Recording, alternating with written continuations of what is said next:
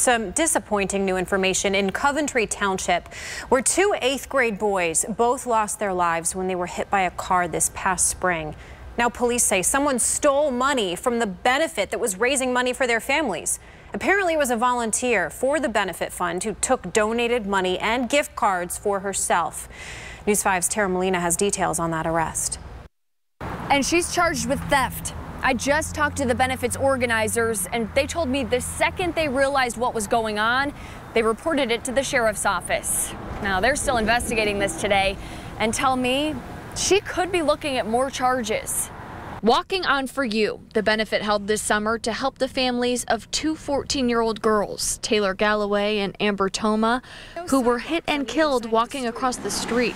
The Summit County Sheriff's Office confirming today a benefit volunteer stole the money and gift cards she collected for that benefit. Melissa Zentes now charged with theft, and Inspector Bill Holland told me she could be looking at more. Yeah, she could, depending on where the investigation goes, she could be facing felonies. We want anybody that may have given her a donation for the benefit to contact us so we can make sure that the money or whatever was donated got to the right place. Now, I reached out to both of those young girls' parents who this benefit was technically set up for. I haven't heard back from them yet tonight. But again, she was not taken to jail since this is still technically a misdemeanor charge. Reporting in Summit County, I'm Tara Molina, News 5.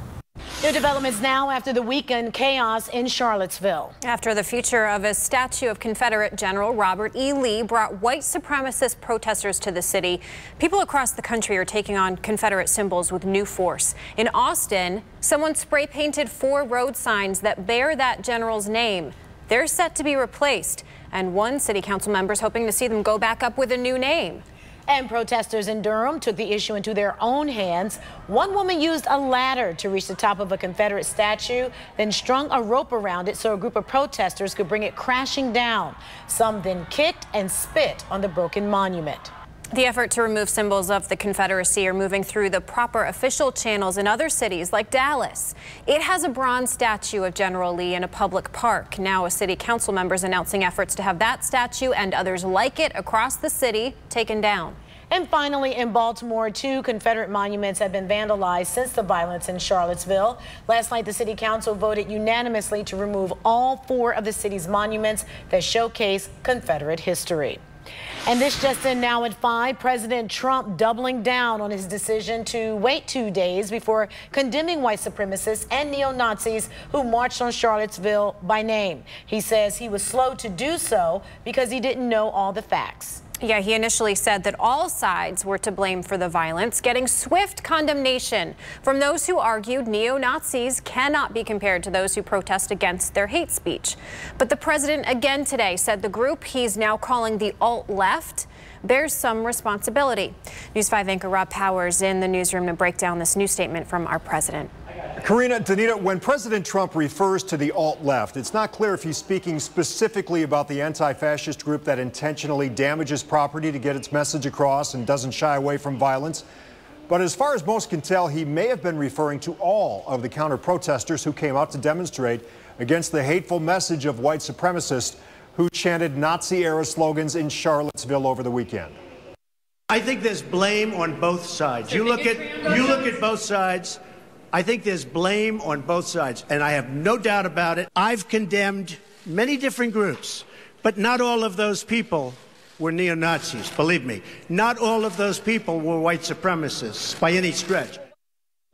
Now, to be clear, at a Friday night torchlit rally, the massive parade of white supremacists was chanting, "Jews will not replace us." Today at Trump Tower, the president was met by thousands of protesters chanting, "No Trump, no KKK, no fascist USA." These protesters were outraged by the president's initial response to the violence, where he did blame many sides. They also rallied against the president for his delay in calling out white supremacists specifically. But even after he did denounce those groups by name, leaders of the white supremacist movement, like Richard Spencer, are not deterred. Does anyone really believe that? He was saying vague statements that don't have a lot of meaning, to be honest. Spencer and other white supremacists have credited President Trump with bringing them back to the mainstream thanks to his anti-immigration and America First policies. These protests outside the president's New York home are not expected to end anytime soon, Karina. Thousands of people expected again this evening. And Rob, after the president's delayed response to the chaos in Charlottesville, 3 prominent CEOs have quit the president's Advisory Council on Manufacturing. Kenneth Frazier, the CEO of Merck, was the first to step down. It took the president only minutes to blast him on Twitter. Then Kevin Plank, the founder and CEO of Under Armour, joined him, followed by Brian Krzanich, the CEO of Intel. This afternoon, Scott Paul, president of the American Alliance for Manufacturing, announced on Twitter that he is also leaving that initiative, calling it the right thing to do. Well, there have been marches and protests all across the nation since the violence broke out in Charlottesville. Last night, they came to Ohio, where the man accused of driving through a crowd of people lives. This was the scene in Maumee last night, outside Toledo, where James Alex Fields Jr. lived before he headed to Charlottesville to take part in that white supremacist rally. These protesters say they stand in solidarity with the counter-protesters who came out to condemn all forms of racism. Fields has been charged with second-degree murder. Well, let's get a check on our weather right now. Mark, it's a terrific Tuesday to me. Look at that. Outstanding. Yes. That great shot downtown. We got a few high, thin clouds here. Maybe a couple of cumulus trying to float by. A little front is to our south now. So greater Cleveland, along the lakeshore especially, you are dry. Let's show you temps. How about 78 at Burke? 10 degrees warmer in Akron and Canton, 88 degrees there. Almost hot, folks. 84 in Worcester, 77 Lorain, Elyria. Again, coolest near the lake. Front is right about here and sliding southward. 88, 88, 85, 84 in Worcester, 77 in Ashtabula. Where's that front? We can see it with the showers along it. Here's the main band of showers moving through Brecksville, Broadview Heights into Hinckley, headed toward Richfield. Also, a couple of sprinkles over here in extreme northeastern Portage County. Fading away. These showers, isolated as they are, will fade quickly as the sun goes down, and then you're in for some clearing for much of the overnight. Clear to partly cloudy skies. Will be 71 at 1 a.m., 68 for Akron and Canton. Unmasking protesters. It is a stunning request from the Justice Department. Now, one company that hosts websites is fighting back in the courts after getting a warrant for 1.3 million IP addresses connected to an anti-Trump website. Plus, a presidential typo is coming soon to a street near you. An Ohio woman just got approved to put COVFEFE on her license plate. You're going to find out your chances of seeing her on the roads. Maybe we'll learn one day how it's pronounced. Yes. A lot of Americans still reeling from the last election, and there's another one just weeks away. Voting open today for Ohio's primary election. We're going to break down what's on the ballot. The rise of hate. We've shown you how Charlottesville energized people across the country to take down the symbols of the Confederacy. But the other side has been energized as well, and hate groups have plans to keep spreading their message. Concussions have become synonymous with the male-dominated sport of football. But recently, female athletes have actually been closing that gender gap when it comes to the injury. In fact, a study by the Cleveland Clinic has found women are more susceptible to concussions.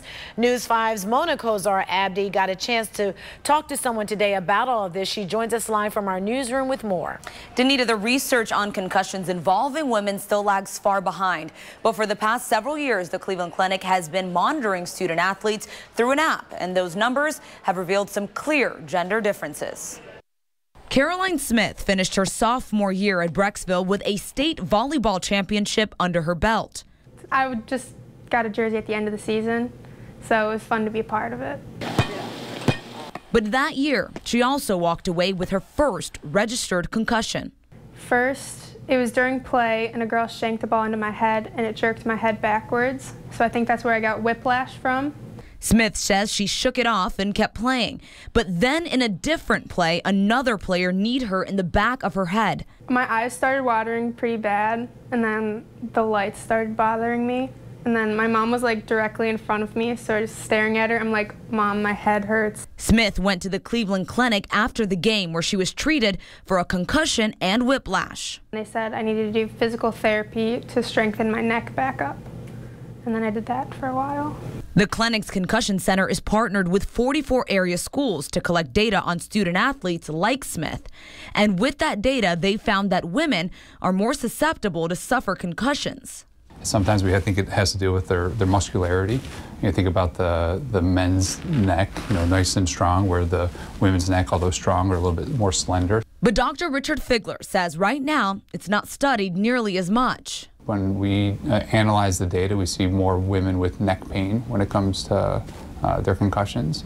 Dr. Figler suggests that parents should also have a heightened sense of awareness, especially when it comes to lower risk sports. They may come home and say they accidentally got hit in the head, but they're not exactly sure if they have signs or symptoms. And Dr. Figler says any student athlete can participate in the baseline app study. That way they can monitor any changes an athlete might experience over the years. Their next move is to work with even younger students to have comparative data. Live in the newsroom, Mona Kosar Abdi, News 5. The government wants to know every person who visited an anti-Trump website. It's demanding 1.3 million visitor IP addresses in what privacy advocates call an unconstitutional phishing expedition. The Justice Department served a warrant to the website hosting company DreamHost, demanding every piece of information it has on the site used to coordinate protests during the president's inauguration. In addition to those IP addresses, the government wants the date and time of people's visits, also what browser and operating system they used. Even more alarming, DreamHost claims complying with this request would result in the government getting contact information, email content, and the pictures of thousands of visitors to that site. The warrant was served in July. DreamHost is fighting it in court. An Ohio woman just got state permission to have a presidential typo on her license plate. The woman told the Columbus Dispatch she asked the BMV for permission to have COVFEFE as her license plate number. That, of course, she remembers from the president's tweet last May that had people around the country scratching their heads. It read, despite the negative press, COVFEFE, because we don't know how to pronounce it. I don't. The woman lives about 60 miles south of Cleveland, so you may even see her in traffic someday. And maybe she'll come up with the pronunciation, because it's on her license plate, so she can say how to pronounce it. I mean, Covfefe, it could be, a little French, maybe? A little French? Could add a little accent mark. That sounds nice. Any way she wants. If you see it, you got to take a picture of it safely, though, not while driving. Let's show you what's going on outside right now where you are. We got a little sunshine mixing with clouds. There's some additional humidity out there. Look at Akron, 88 degrees, 79 though in Cleveland with winds out of the north. So that front is moving south and bringing some slightly cooler air in for the next couple of days. Let's show you a wider picture here. You can actually see this little boundary sliding in. Starts from near Syracuse, stretches down into southern Cuyahoga County near, let's say, moving toward Richfield now and all the way into western Ohio. That's the little front. And that front weakening as it goes, the showers are going to fade here in the next couple of hours. The front's going to settle in and stall out in southern Ohio, come back north as a warm front by Thursday. And that's when we expect the majority of the showers and storms to occur. Thursday, warm front first, then cold front quickly after during your Thursday. So we got two fronts, no waiting, and scattered showers and storms. So if you got to pick a day to do some indoor projects, you'll probably may have to scurry indoors on Thursday to await the rain. In the meantime, weak front overhead. As long as that front is close by, even tomorrow, can't rule out an isolated shower. Southern portions of the viewing area along Route 224, Route 30, Canton, Worcester, Mansfield area there. All right, let's show you Gert, hurricane. Category 1, maximum sustained winds 80 miles per hour, moving toward the north and east, not impacting the U.S. mainland with the exception of some higher waves along the coastline from all the way down from Jacksonville up through Charleston to the Outer Banks, all the way up to Virginia Beach. All right, just some higher waves. Good news there, no hurricane. So winds are out of the north for the lakeshore communities now. A little breezy for Cleveland and Elyria. 13-mile-an-hour winds out of the west in Akron. Again, 88 degrees there.